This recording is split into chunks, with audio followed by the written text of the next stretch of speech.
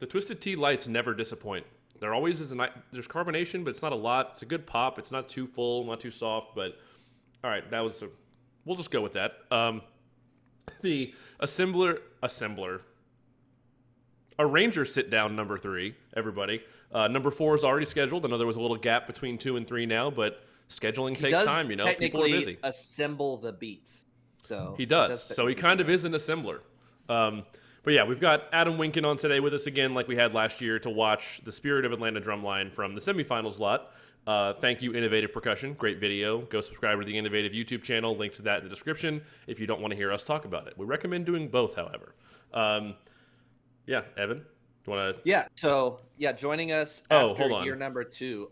Welcome to the Aged Out podcast, everybody. Yeah. We're the 2 hosts. I'm a little rusty. It's been a week. All right.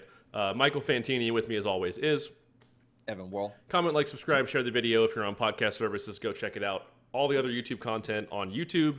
Join patreon.com. You know, all the other links to support us, grab a shirt, all that stuff are in the video description. All right, go ahead. Yeah, I feel like we just John Madden that intro, like rumbling. But anyway, joining us after year number 2 with the Spirit of Atlanta Drum and Bugle Corps. Is this still Spirit of Atlanta or just Spirit? I'll let him correct me on that. But yeah, man. So year 1. Really solid start, really solid first year out with the team. Kind of walk us through reassembling some of the additions that were made. I know Andy Filipiak joined in for the front ensemble arranging, kind of the off season for drum corps. Going into year 2, we're talking about. He had a good year 1 building off of it, just to clarify for anybody. Well, first of all, thank you guys for everything that you do, talking about drum corps and making about these awesome members and all these drum corps. So thank you for doing what you're doing. I know my kids listen to you guys, and the Spirit kids, and everybody listens to you guys. So thank you for doing what you're doing. This is totally awesome. Appreciate it. Yeah. So, cool thing, you know, Andy joined us this year as the front ensemble arranger. I've actually been at Spirit for a little bit now. The last 2 years, we've kind of taken a direction in terms of how we want to write and play. I actually got hired right after the 2019 season. Oh, that's right. But yeah, so I think we got that wrong last year too. Honestly, that's on us, everybody. Over it. You know, but you know, with COVID and then taking a year off and things like we didn't tour, and then there's a lot going on there. So I feel like we're just now kind of getting our footing. But yeah, Andy joined us, and Andy has been an absolute joy to work with. Him and I are very simpatico. We, you know, can have a very, very great understanding of being able to, hey, what do you think about this? I think the pit, maybe you should check this out. Can we add this crash cymbal there, this China there? And then he'll do the same thing with me, like, hey, can the bass drums try this? Or what do you think about this with the quads? So we both approach it from a very holistic percussion standpoint. There's no ego. Like, he can talk about anything with the battery. I can talk about anything with the pit. And we both need that for each other anyways, because we live in our silos when we're creating it. Mm-hmm. So especially when I'm kind of lending my ear that way and he's lending his ear this way, I think we both get the most out of our product. And, you know, we've also become really good friends. So it's really worked from the start, from personality standpoint, even though he's a Packers fan and I'm a Bears fan. So we were able to real quick, everybody, for any Bears fans out there, sorry about that game last night. 2 different opening weekends experiences. Right. Well, but also very stock, right? But anyway, you know, Andy has been awesome to work with, and I'm excited to see where we go next. Heck yeah. So obviously, like you said, not first year to second year, but in between last year and this year, did you guys feel like there were conversations about, you know, procedural things you wanted to change, or maybe broadening horizons or experimenting with different ideas or opportunities as far as your arranging goes, like taking more risks here and there? How was that kind of off season going into 2025? Yeah, I think everybody goes into new seasons and like has goals of things that they want to improve on. I know we have ours. A lot of the things that we went into the 2025 season was more procedural. How can we do things better in the off season? How can we recruit more? How can we be more purposeful in who the staff is? You know, those kinds of things. What kind of additions can we make to the staff? You know, retaining our membership was a big one for us as well, and being able to recruit more members. I think from that standpoint is where a lot of our energy went. And the same thing happens going into 2026. So there's certain things about what we do in the process, because really the process of the 2026 season essentially has already started from my plate as arranger and caption head. And you really only get about 2 weeks off. So basically and even then between finals and Labor Day, that's when there's movement and there's discussions about staff members. And there's just, you also have staff members who are moving into new positions in other drum corps, or they're graduating college, or things, life happens. So you're trying to assemble the team again and figure out how we go forward. But, in terms of like the nuts and bolts of what we're playing in the book, honestly, it was way more about what the music needs. So I've always been more on what are we doing musically that affects the concept of the show, and what can we bring to the table that's unique. So rather than thinking of it with hey, I'm coming to the table with, hey, I have these ingredients I want to use. Well, I don't even know what we're making yet. Let's figure out what we're going to make first, and then I can figure out how we can expand. So that's more of how I looked at it from this past year, because we were trying some new music and trying some different things programmatically. And I think that kind of would lend itself to what we could play, if that makes any sense. Sure. Here's a question. The cowbell happened pretty organically then. It wasn't necessarily like, I'm going to do this. Yeah, we'll get to that in a minute. The cowbell moment was sweet. I just thought of something. In terms of your approach, when you're choosing, obviously the music dictates at a foundation level the direction you're going to go and what you're going to write. But do you ever think consciously about, am I going to intentionally write harder, denser stuff and more willing to water later if we need to? Or do you try to start more simple and we can beef it up as we go if we feel like we can? What's easier? Do you have a go-to approach from that regard in terms of the content? Question. I don't know if I have a specific opinion that's like I kind of always do this or always do that. I think for me, it starts with the music first, and depending upon when we start to put things together, like when we started putting together the first act of the show, which was for us was Eric Whitaker, Leonardo Dreams of His Flying Machine, and then we knew we were gonna do Rocket, Def Leppard, and then we're gonna go into this Thomas Newman minute and a half kind of piece from Wally. That kind of gave us a good barometer of okay, here's our first 3 minutes of music, and knowing okay, the Def Leppard, that's not going to be a full drum corps thing, that's going to be more percussion based. I kind of knew all right, that's the moment where we're going to have to try to do, we're going to try to get our points on the field with the percussion folks. Right. As then in the third move, or what we would call scene 3, it's going to be a little more run and gun, more integrated full drum corps. So I think from the first onset, I kind of knew where, okay, this moment's going to be more of a feature. So this is the moment I'm going to have to try to play a little bit more dense, or play more things that, we could just showcase.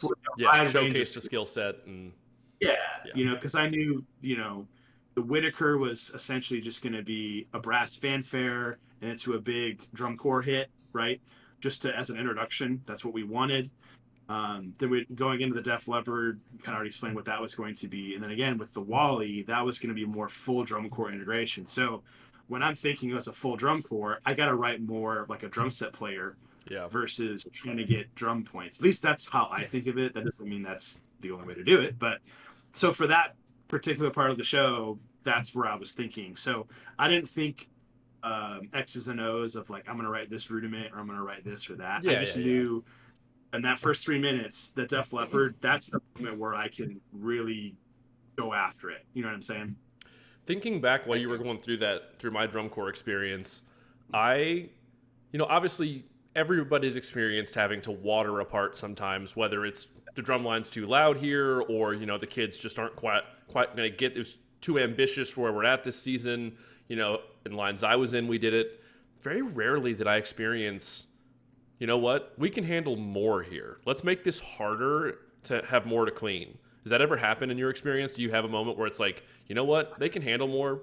Let's increase notes here. Let's rewrite not this. really. Yeah. There are some moments in 2023 that I think we probably could have, but thinking about 2023, 2020 didn't exist. Yeah. It was COVID. 2021 was non-competitive. We didn't tour in 2022. Yeah. So 2023, I had to write a certain way based on, a new membership. Yeah. And the way that we did the show was we had to have a show that we could do well and learn fairly quickly. I had to write a lot more complimentary to the drum corps. Yeah. Because we also didn't set our drum line until May 1st. Wow. So, so there was different years have different requirements, limitations, needs. Just different challenges, right? So, this past year, knowing who we were going to have come back and the music that we wanted to do, and we wanted to try to come out and be able to be competitive with groups and finals. I knew you're going to have to take some shots, but you also have to be careful that you don't overwrite that they can't achieve it.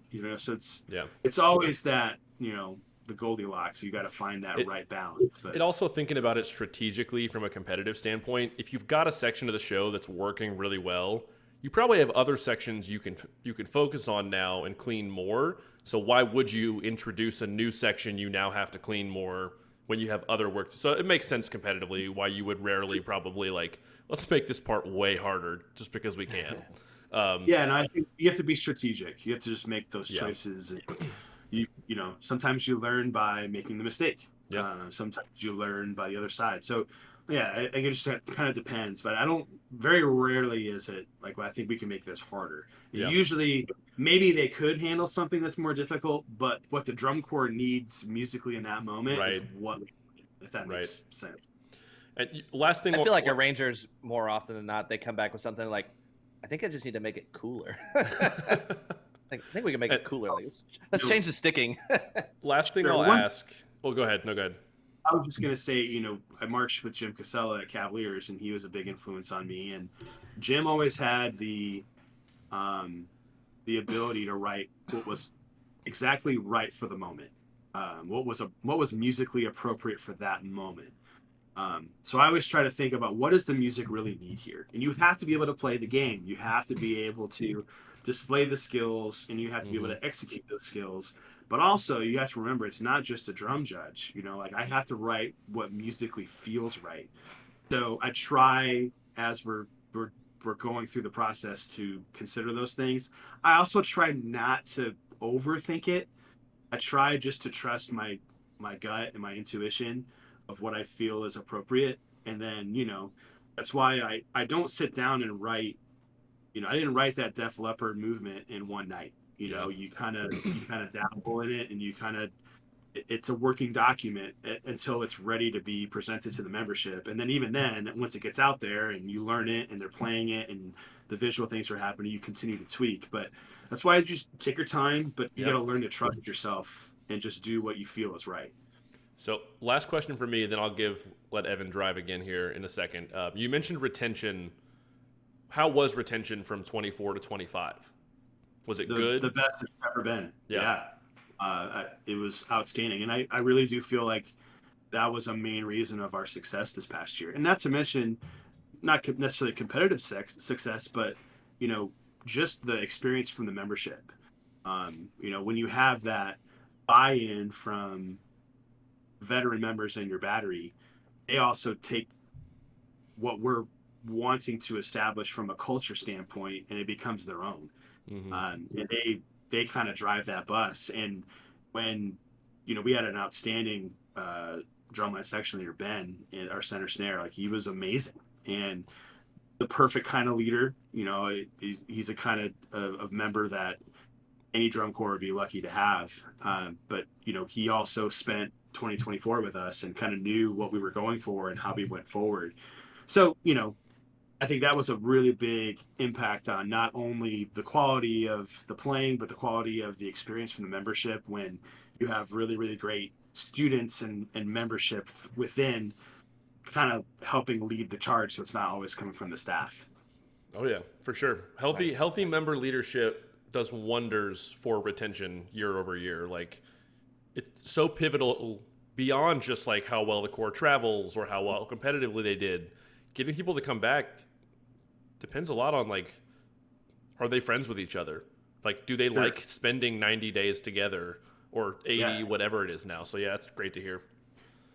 Well, I'm sure that as we walk through and watch some of the segments of the show here, it will bring out more, more detailed perspective on like choices and arranging decisions and stuff. So we can hop into it. Like Mike said at the beginning of the video, gracious to have this vid from Innovative Percussion that they were able to upload for the YouTubes.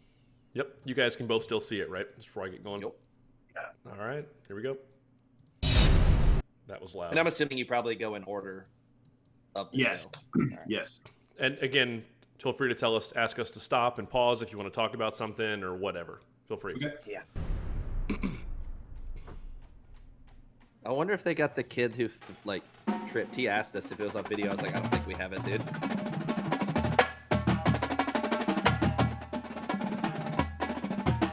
Just already opening with great stick control into the threes, the tap fives.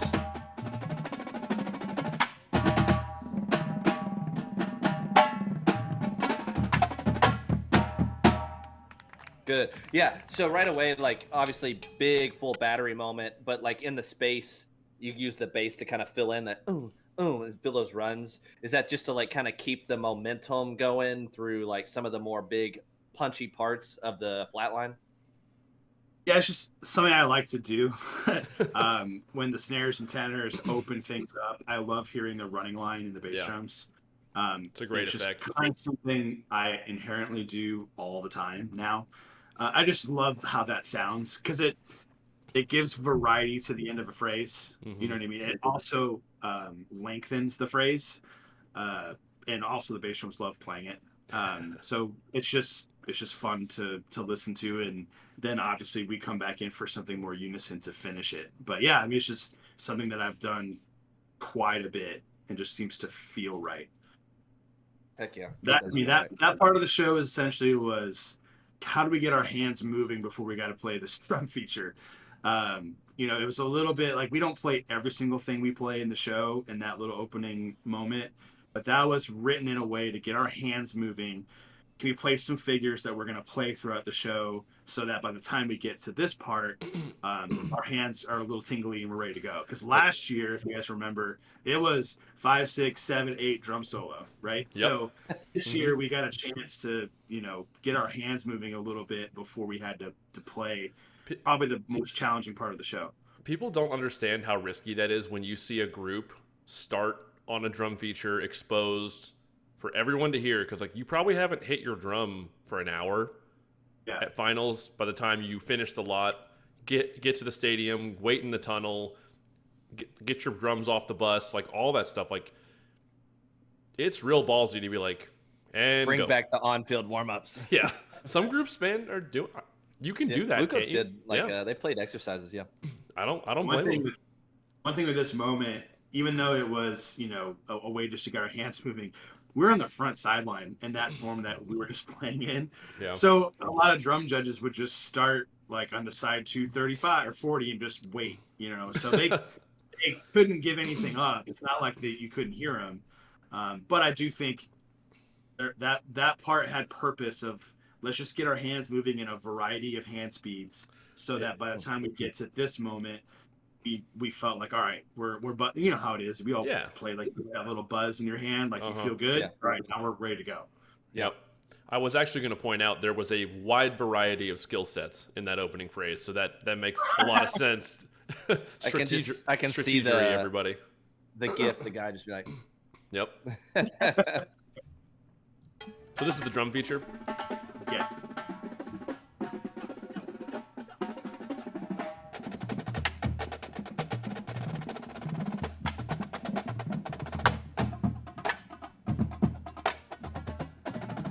A lot of space.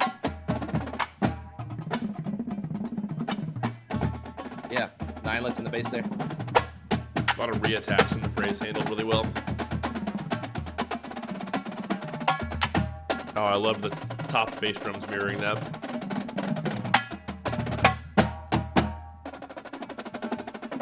Take the foot off the gas a little bit and open it up in the hands.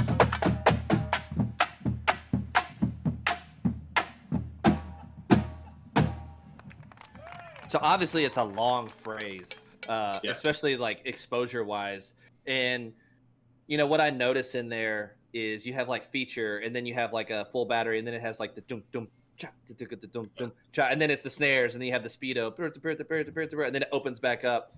I'm sure it's obviously intentional. Everything you wrote was very intentional, but throughout that process, were you thinking like, hey, this is a long phrase, like it can't just be like ram nonstop the whole way. We got to like break it up somehow to kind of relieve the pressure. Yeah, pace it well. Yeah, because and that the music that's happening there is Def Leppard's Rocket. You know what I mean? So Rocket, yeah. Right. So it's a tune that everybody kind of knows. So when putting that together, that was like what I was charged with when we started. So this is kind of interesting when we put together Act 1, which was essentially 3 movements. Mike Martin did the what we called Scene 1, which is the first segment that we played. He started writing that first, and then I wrote this and kind of sketched it out of how it's going to go for the drum corps. And then Andy did Scene 3. So we all kind of started at the same time, but we did a different part of Act 1. So like the first version of this is actually the drumline parts, of course, but then a vocal line, bass guitar, 2 guitars, and drum set. So the first thing I had to do is, kind of take the song and figure out what parts of the song do we want to chop to make it a moment, right? And then, like you said, yes, for sure, how do we create variety through time so that it still feels like it's going somewhere, and also, we can present multiple skill sets. So, off the top of my head, thinking through, the tenor moment, then we have full battery, we kind of play groove, then we have a couple little moments like snare bass thing, and then I wanted something to feel like we went faster all of a sudden, because I think in the original Def Leppard tune, like he starts to play 16th note fills, and it kind of takes you out of it. And I was talking to Andy about it. He goes, I think you should run with that. So that's why all of a sudden there's a kind of an odd 16th note like driving figure under this like triplet groove. And then the very end, it's all these open 9lets. I'm thinking like, again, our show was essentially taking a rocket launch and a rock concert and meshing the ideas of how those 2 experiences could be the same and or different. And I was picturing like you get to the end of a song at a rock concert and the drum set player gets to do all the fills while we're playing on the last chord. So that's why it goes. So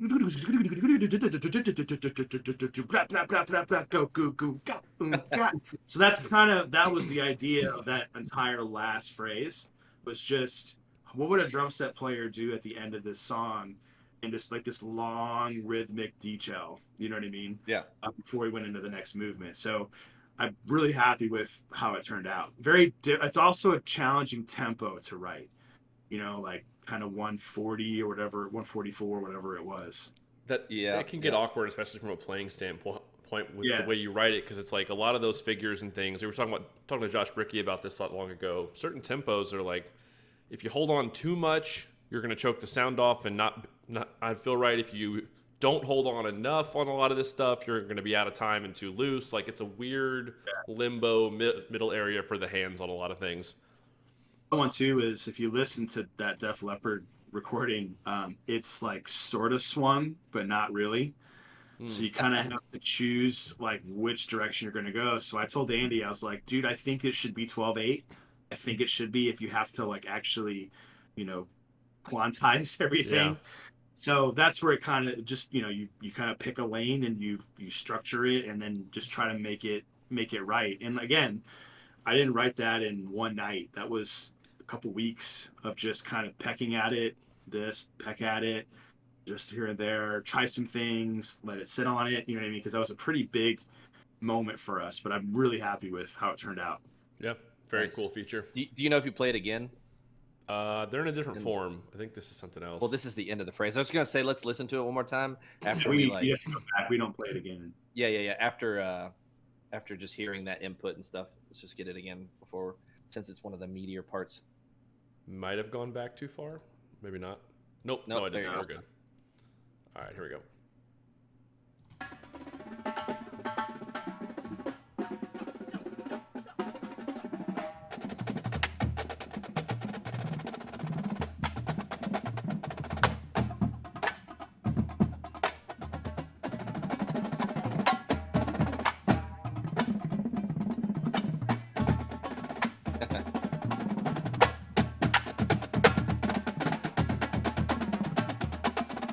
Here's the 16th note phrase coming up.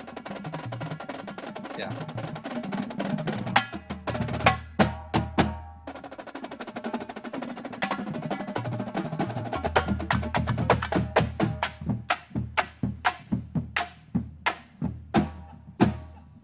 That's a lot of space. Yeah. A lot of slowing space. it down. Yeah. Hey. That's a way to start.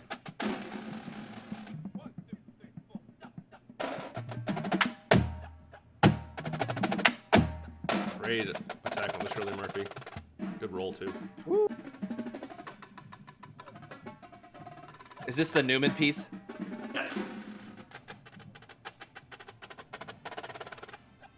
Good control at the edge, moving in and out, too.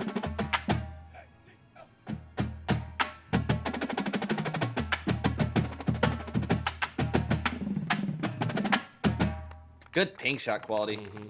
Yeah. Do you guys like harp on the ping shots a lot? For sure. Especially because we play big shots and full shots. We gotta make them sound different. Yeah, I mean, pull back on the sticks. Everybody out there, just pull it back. You have to get that like inch to inch and a half zone in there. But there's some groups that just play like those shoulder shots. I like having two different timbres. So that full shot where you just drop it, but also a ping shot where you pull it back. Both have their musical place. A lot of people, I feel like, don't think about that from a standpoint of rim shots for snare drums. It's like you really do have 3 different zones you can play a shot in to produce a different sound. The shoulder shot, the ping shot, and the full shot. And it's like you actually have to practice that as a snare line. Like you have to practice how much to pull back.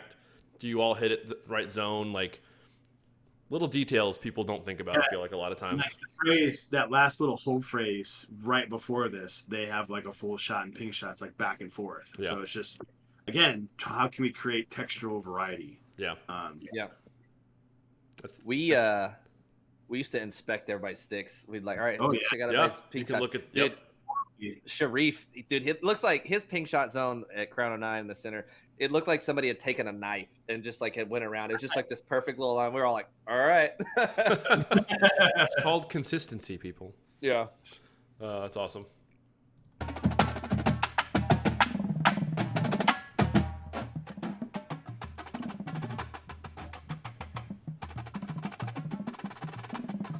Edge work.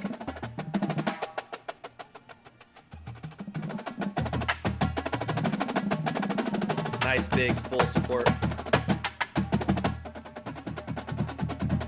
Going into the rounded flam phrase.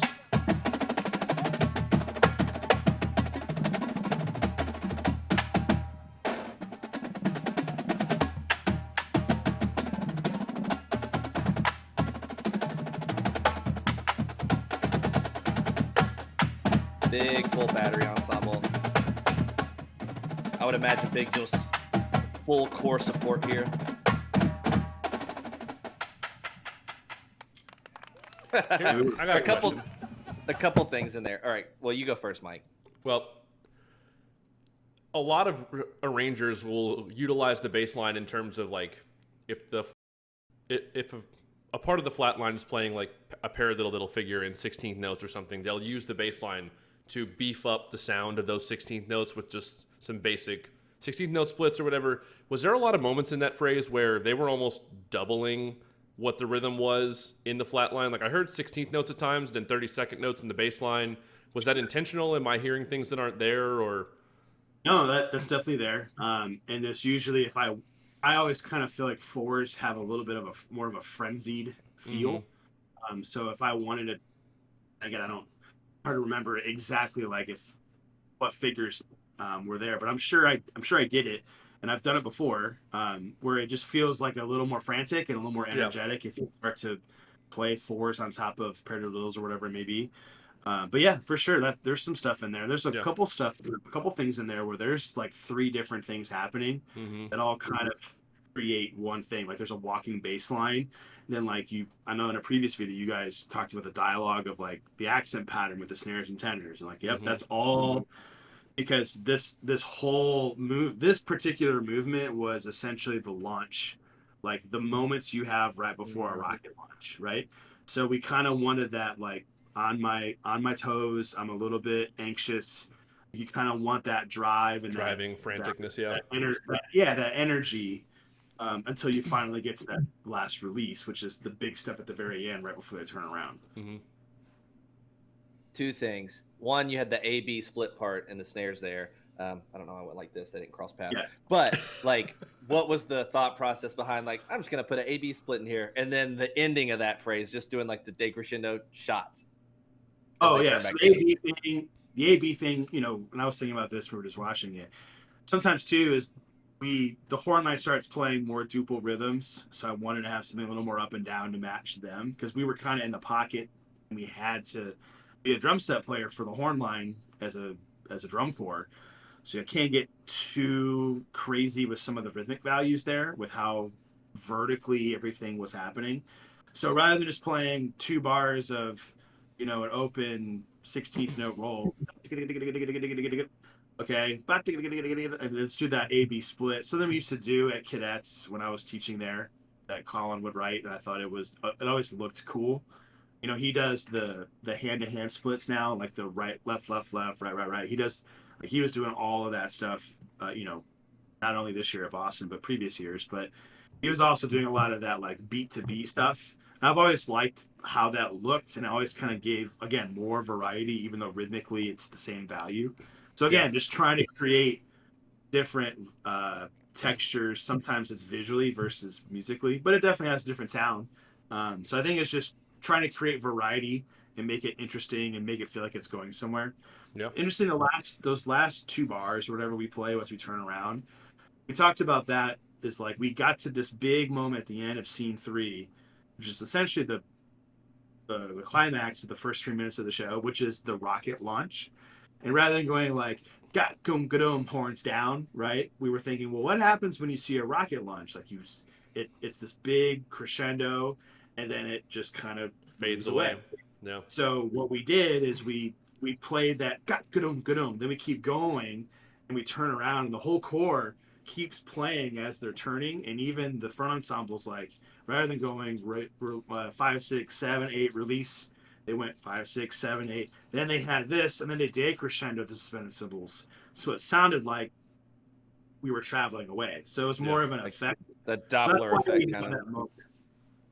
Cool. And I knew like if we went shot, shot, shot, shot, like you'd hear that echo in the dome, which is what I wanted. Yeah. So it kind of effect. sounded like we went somewhere else. You know what I mean? Mm-hmm. Yeah. Planning for the environment.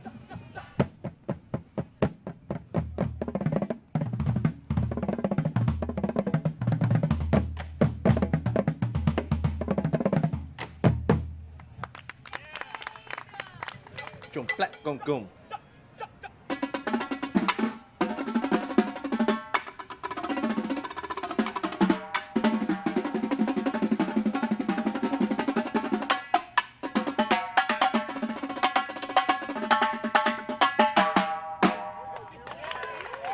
I like to kind of ask everybody too that we have on, as far as like, you know, section moments, bass feature, snare feature, this, that. Do you send those out to the rest of the percussion staff? Like, hey, this is what we're going for. What do you think? Yeah. So that bass moment went back and forth between me and Adrian Gonzalez. Adrian's awesome. You know, he marched Boston, marched Phantom before that. He marched Infinity, still teaches Infinity. So I basically was like, hey, man, do you want to take a look at this? and, you know, take your spin on it and let's just pass it back and forth. And then what you heard is essentially a, you know, version 7 or whatever it was, you know, of what that ended up being. But, you know, I kind of would start it of like, I want this kind of feel of a, like the unison thing that starts at the beginning and the end. And then like, you know, when it comes to playing cool bass drum splits, it's like, yeah, Adrian, what's some stuff that you think is neat? And he's going to come up with stuff too that, you know, the members can play that I wouldn't necessarily think of, or I would think like, dude, that's pretty hard. They can do that, but some of the stuff that I write that I think is easy, they can't play. The same thing happened with the tenor feature was kind of a combination of me and Will Lloyd and Steven Rader, our other quad tech.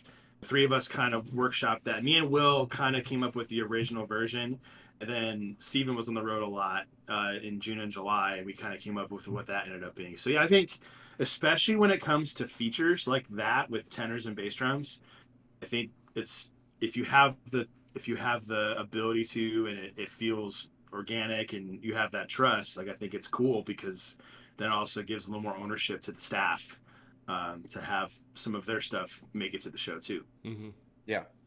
And probably for them too, like if they're in their boots on the ground teaching it, they're like, hey, this is like how, you know, I would really approach this, like to make this idea consistent. So. Yeah, especially when it comes to features, dude. Like, honestly, those two phrases were probably the two things that were the most challenging me to figure out what is going to be played. Because it was a very open section of the show. It was like, hey, we just discovered this new planet as we were our rocket launch, blah, blah, blah. And a lot of what's happening underneath them is sound design. So it's pretty odd and spacey, but neat. Prop reveal, like props changing. But musically, we kind of had the freedom to do whatever we wanted. We were the only thing on the field that was making sound except for, you know, the samples and effects and those kind of soundscape stuff. So that's why I definitely wanted some input of some other people that we can kind of tag team it. Right. Cool. Heck yeah.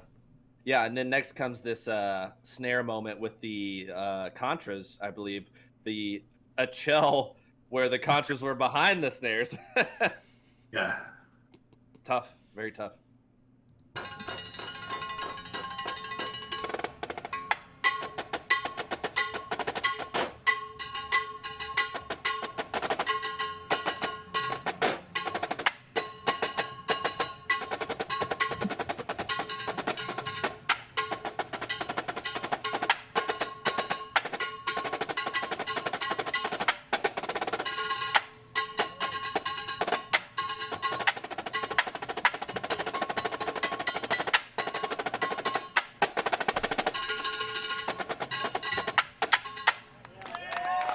Man, so, that we talked about that all summer, how hard it is to jump to those fast, like denser rolls on the cowbell where there's just like no rebound. Yes. The first thing I thought when I saw this phrase, one, is probably one of the most unique battery moments of anyone in the summer, in my opinion. Just from a texture standpoint, from a writing standpoint, it was just creative, cool, unique, fresh. But as someone that at Blue Stars in 10, we had those ribbon crashers that we had to come on and off of, back from drum to them for random notes here. Never played a roll on them like on the cowbell, but we had way less notes using those crashers going on and off of it than you guys did. And I know how hard we had to work on maintaining consistency, just reaching for one or two in a row on the right and left hand, going back on the drum, because the feel is so different. It's going to change the feel in your hand from the Kevlar head to the cowbell or the crasher. Did you guys really have to hammer that for them all summer, to moving on and back and forth basically on the implement to the drum? For sure. You know, and especially even, you know, just regular drumming, you're going to have those adjustments on one membrane, right? Now you have a second membrane to have to navigate.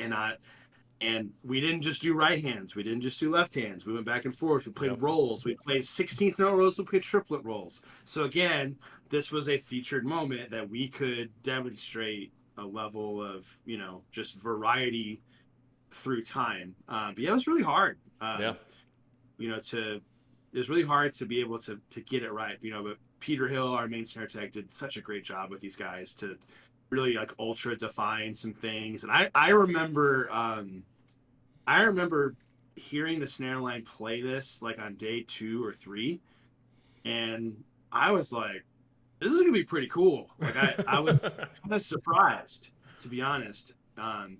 And actually, the original version of that moment was 4 bars longer. It kind of was a little too much. Like it was like, all right, we get it. Yeah. But so when we had to cut 4 bars, I had to figure out which 4 bars are we cutting. You know what I mean? And but there's got to be some shtick to it. There has to be some. What I mean by that is like how we started the phrase with the snares from out to in, right? And then there's that trading of the split note all the way down left to right.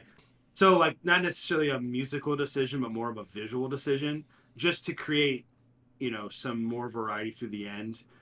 But like I remember it was a lot of experimentation with, especially the very beginning of that phrase, like how we have very, very many different ways of how we started that phrase back in pre-tour. And I think actually at one point we were going to change what you just saw of how we got into it. We ended up just keeping it because we liked it so much.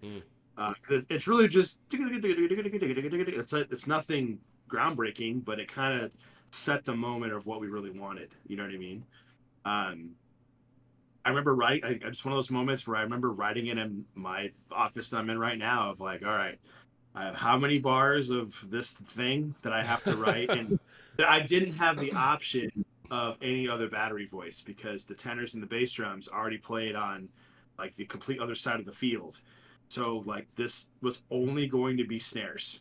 So I had to figure out a way to make it interesting. Again, like that was the hardest part was how do I write this so it feels like it's going somewhere? And I think when you listen to it on its own, it's cool because it's just different because of a cowbell sound. But having no context of the musical thing, you're like, what was that? And what is why? happening? Yeah.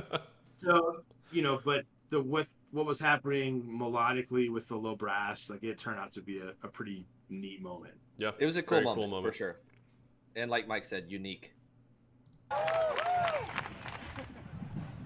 Real quick, we're having fun. We're going for round 2 tonight, folks.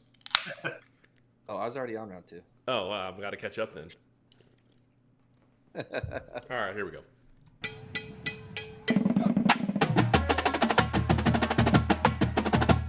That's the second time we've had such a sick bass lead. Ooh, that bass. Ooh.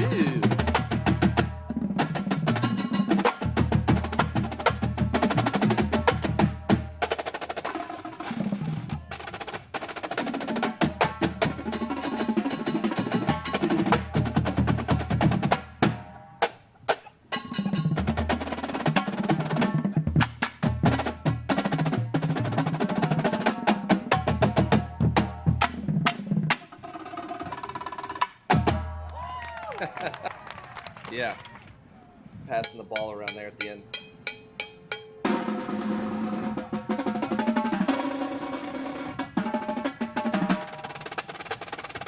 Oh, great handoff to the edge, cut edge roll. Is that a jelly roll? I don't know if I ever caught that first. I think it was.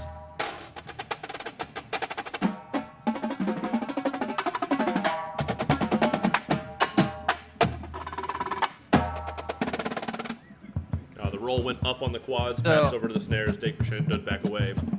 Yeah, here obviously a lot of section to section segmental stuff. Yeah. So during the show, obviously the choice was made during this moment to pass the ball around a lot. It's not as vertically written for the 3 voices of the battery. Is that kind of like, take us through what's happening with the brass there, why the decision was made in this moment to make it more segmental? Yeah, so this phrase that we just watched is like kind of what we refer to as scene 2 of Act 4, which was our closer, which was all Rocket Man. And the beginning of Act 4 was kind of brass chorale of Rocket Man. And then this was essentially our last percussion moment before we start to wrap things up as a drum corps, right? And this particular moment, Andy and I talked about like, hey, we need to do some like pit and battery music that feels like it's complementing each other. And how musical can we play? How can we play to the melody? Can we do this? Can we try textures? Can we try this, try that?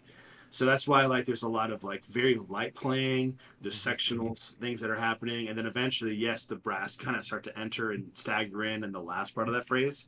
So for us, it was we have to demonstrate that we can also do more of a percussion ensemble feature, not only just the segmentation of what you heard in the Def Leppard, but this particular moment was way more about creating as musical phrases as we possibly could, not necessarily always just the technique, because I felt like so much of our show up to this point was just high energy, rock and roll, funk, like big.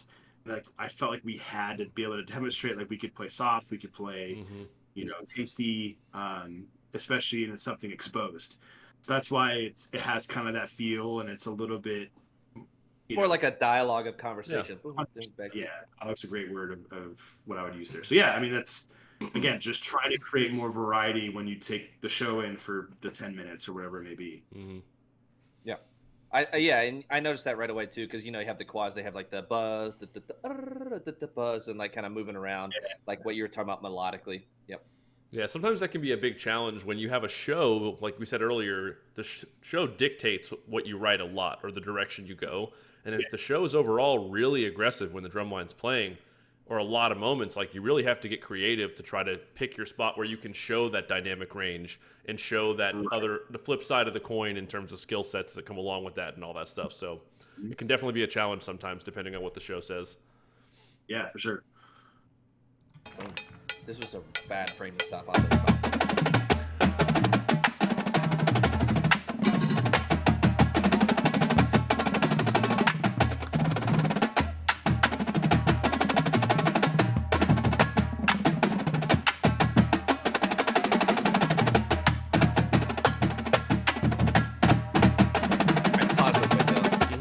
I do have a question. So obviously they have the cowbells on now, like since the feature moment. When you're writing stuff like this, is it like kind of like drum set ride cymbal type things that you're thinking of, like, maybe this is what I would do on a drum set, like do with the ride, so I'm going to go to the cowbell instead? Or like, how do you pick and choose what you want to hear? Could be. For me, it was more like, again, write what I wanted to write musically, and then what felt right to move it to the cowbell. So like this movement, you could easily write without using cowbell. But like kind of the shtick of using cowbell was, the arc of the show, rocket launch, we travel, we land on this new planet, and our props open up, and they're much more colorful, and the kind of the shtick was that we arrive in this planet, and then that's when you hear this new sound. That's where the trombones came out. That's when the cowbells came out. So then after you arrive at this planet, they wanted to go back home, taking all these things with us. So I felt like I had to use that cowbell again versus just that one moment. Not to mention, it was staying on the drum anyways. But also it's like, okay, I wanted to use it a little bit, but not over. It got its due, right? A lot of cowbell stuff in that snare feature. But I think for this was like I wanted to have that timbre and color every once in a while. So when I was writing, it was like, oh, parallel littles, that feels good. Whatever it might be, what feels good at something that was really high fortissimo dynamic range that we could do and control. A lot for this too. They were hauling, going backwards. So that's why like they're moving to like. A lot of that stuff that goes to the cowbell was just stuff that I knew we can control. And sometimes it helped the pit be able to find pulse because that cowbell sound cut. You know what I mean? To your point, could be that, but a lot of it also was what would feel right in this musical moment just to move it to another membrane. Some of those double stop things. Ching, ching, ching, ching, ching, ching. Yeah. Yeah, and like right-handed parallel littles, like stuff like that was pretty easy to be able to just do versus, having another sectional to try to clean a roll or threes or again, we were moving further and further back field. We were never going to get a drum judge in front of us. So it was more of a timbre versus skill set kind of thing. Just to try to, again, just use that sound again at the end of the show. Yeah. Now I'm hearing egg beaters, but like inverted, so the double right, 3 left. Sure.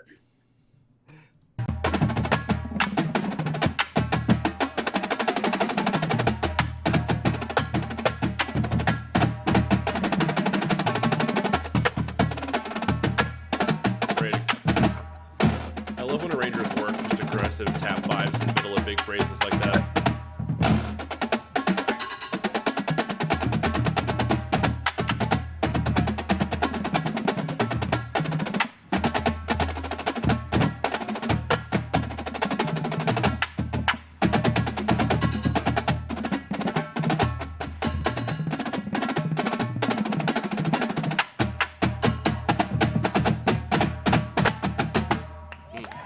So aggressive. Coming through the drum.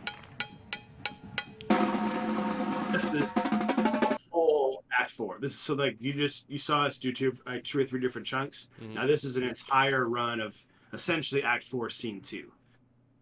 Okay. So this went back to the start of that dialogue. Is that what it is? Yes. Okay, sweet. So that's cool. We kind of talked about it and got the feedback. So it'll be cool to watch it again with that in mind.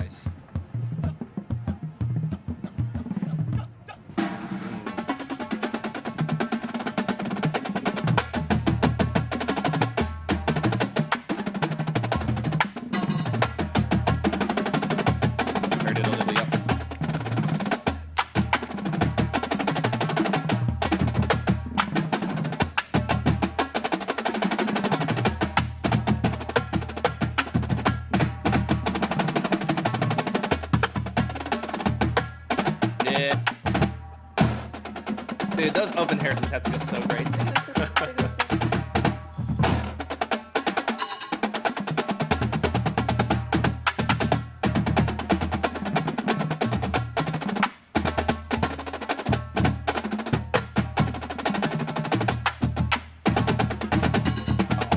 Go away, Paul Rennie.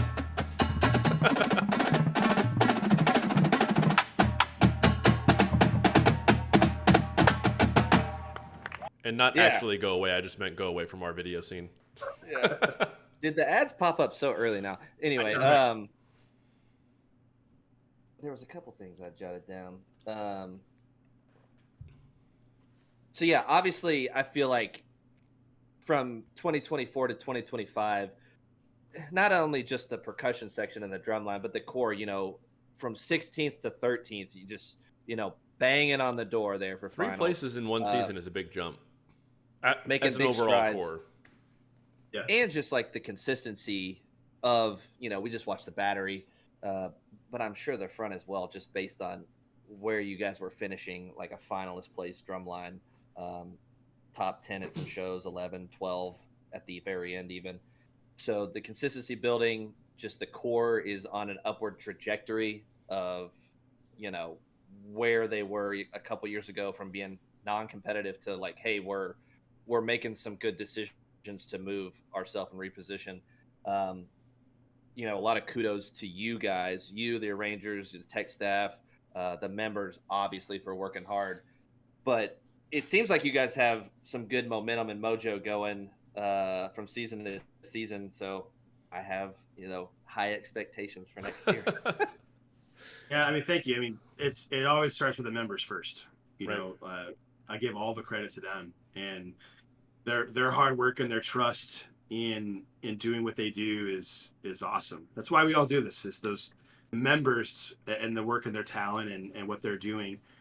They're doing the same stuff that the 3 of us did when we were marching, but what they're asked to do and the amount of money they're asked to pay to do this activity, it's just astronomical. So Us and honestly, our friends talk about that nonstop. It's insane. As a side note, the first thing I shouldn't say the first thing. One thing that I always do or have done the last number of years is after the final show, I just thank them.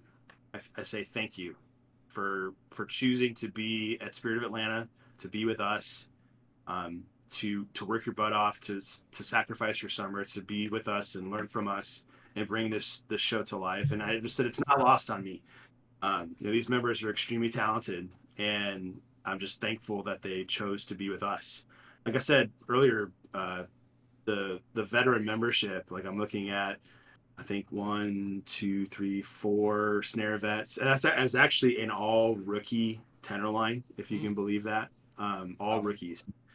And I think we had 2 bass drum vets. We had some really, really strong students. And what's really cool too is those members were recruiting a lot of the members that you see as well.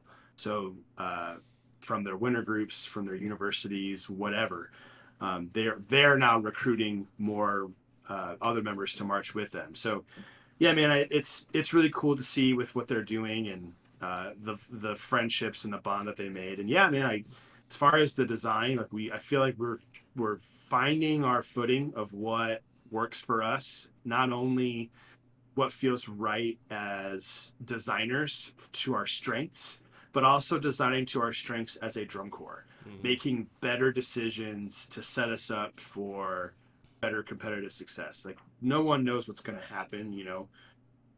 We could also be way better than we were this year, going into 2026, and go down in placement. Like we don't really have any control of that. But we do have control over, let's make, this was a conscious decision. Let's design a show that these members want to play every single day. Yeah. And I think that we did that. I think that we did a show that people they enjoyed listening to us and watching us play. We did a show that was easy to follow, and was, didn't require a whole lot other than let's just be great at what we're doing. And then also very accessible. Yeah, and that was a conscious choice. Let's be accessible. Let's do things that we feel as a drum corps we can pull off with our performers. And let's do something that our performers really want to play every day, and hopefully want to come back and do more of it, because I'll tell all of these members, hey, if we can get all of you to come back, imagine what we can try in terms of content. And we didn't have a lot of age outs. One snare age out, and I'm saying this out loud on a podcast, so I hope I'm not wrong. I believe 1 age out in the snare line, 1 age out in the tenor line, and 1 age out in the bass line. Pretty sure that's correct. And I will say something really quick. If any of those kids are watching and listening to still at this point, that can come back next year. What Adam just said there is 100% correct. You can build off of this, and sometimes the allure of a better placing group can lead to not as good of a summer as you could have if everybody or a lot of you come back to the same place if you had a good experience. And I don't doubt you all had a good experience this year. Now, I'm not saying never try to go somewhere else, but it's not a guarantee you're going to be in a better drum line if you go to a 5th place corps or you know what I mean? Something, you can do something special anywhere, especially if you have that retention and you come back and you have don't discount staying at the same place for a while. Because I think I actually talked about this, not to go on a rant to you, Evan, recently. The Blue Stars era that I marched in there, I only did 1 summer, but they were like a 8th, 9th, 10th place drumline corps around there, not 1st, 2nd, 3rd, 4th. But we got to the point. In Atlanta. We did. We got to a point we probably shouldn't have, but we'll talk about that. I'm still remembering recaps from 15 years ago. 2010. My point is that Blue Stars group. I was pissed. By the time I got there in 10, and we had a pretty successful season that year, and we're pretty solid by the end of the summer. There's a lot of retention, and we were able to build that into that, even from an 8th, 9th, 10th place corps, because there was a core group of people that just kept coming back to that group. They probably could have gone and marched somewhere else. They just chose not to and got to be They like the experience. Yeah, they like the experience. There's something to be said for that. It's not a guarantee going to a higher core is going to mean a better summer, a cleaner drum line. So just take that into account with you and your friends when you're thinking about what you want to do. Yeah, I mean, and I'll reach out to every single one of these members who are eligible to return, and and talk about those kinds of things. And but it's okay to also try somewhere else. That's okay. Definitely. And the one thing that we balance at Spirit is like, okay, well, I want all these members back, but you never know who's watching this video who marched somewhere else or hasn't marched yet, and we're their first choice. Well, if that member comes in November and is really, really good, well, there's one spot. So it's kind of it's those the choices you have to make as a member. But like, I really do feel like we've made some really good progress, not only the percussion section, but with the drum corps. I really feel like the time is now for us to put all the chips in and be aggressive. And I was talking with you guys before we started recording, is aggressive is a good word and determined, and being, just very mindful of those choices of how we're moving forward has been kind of an energy with all of us in the design team and the admin team of getting 2026 started. Like, I know I'm pretty motivated.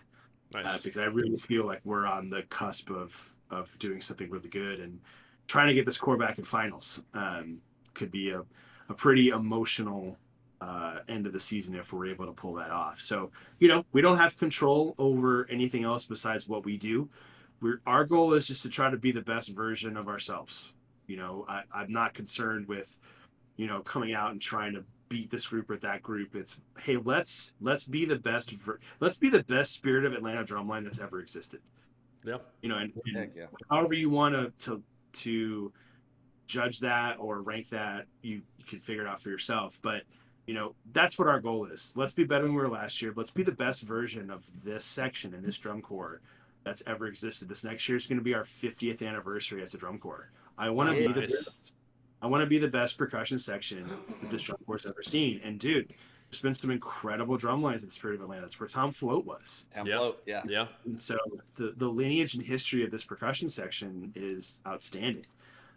So that's our goal every year. And when we get talented members who have had experience not only in drum corps but also with us, that's where you're going to get your most fun summers, regardless of the competitive outcome. But it also does give you the best odds of a competitive outcome of where you'd like to be if we can all get as many members to return as possible. Yep.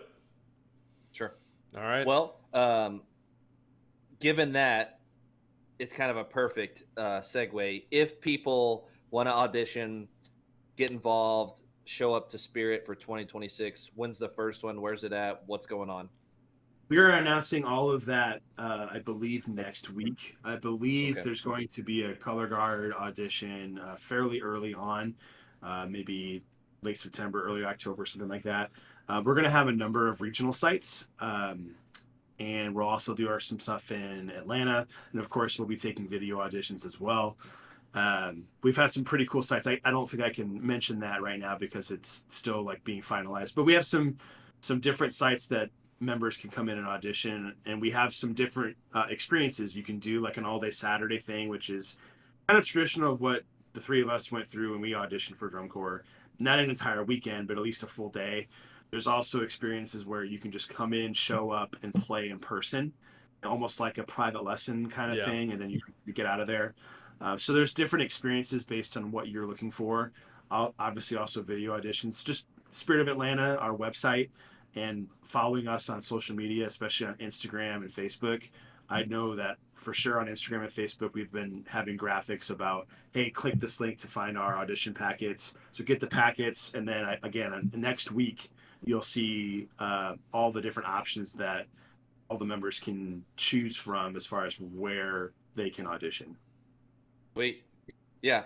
Well, man, we're grateful for you coming on and just sharing some behind the scenes, kind of how the food is made and how how everything gets prepared. How you assemble the inside, the battery assembler. The assembler. Thanks for having me. I always like this conversation. It's great. It's fun for Greatly us. Appreciated. We're kind of selfish with it a little bit that, you know, it's fun for us to just meet and connect with people and get some of this behind the scenes and stay in the activity. But yeah, looking forward to what you guys are doing next year. Yeah. Anytime we could celebrate the members of what they did I think is a win. So 100% agree. Heck yeah. This and talk about it. All right. Yeah. No better way to end it. Everybody, all the links to support us are in the video description. Comment, like, subscribe, share it with anyone you think would appreciate it. Drum Every Day, the Aged Out Fundamentals. I haven't been plugging that audio playlist, play-along tracks very much. Link to that's in the video description too. Tap fives, or normal rolls, tap drags, pair the littles, all that stuff. Build your hands, consistency. Thanks again, Adam, and we'll see everybody in the next one. Thank you.